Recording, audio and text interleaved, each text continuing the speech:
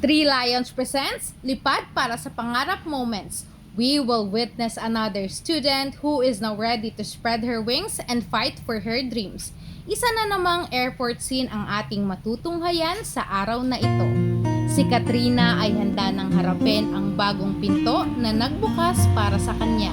Marahil hindi ito magiging madali sapagkat may mga butihin siyang anak na maiiwan, kasama na rito ang kanyang pamilya.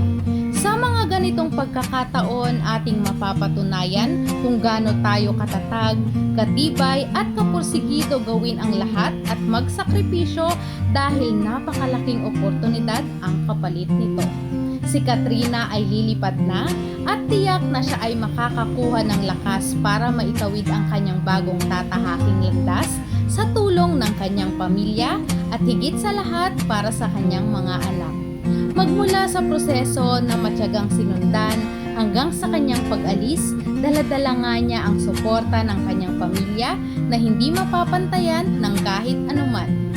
Sometimes you need to live in order for you to grow. Good luck and have a safe flight, Katrina! We're praying for your success in Canada. This is your sign to start your international journey. Lipad para sa pangarap!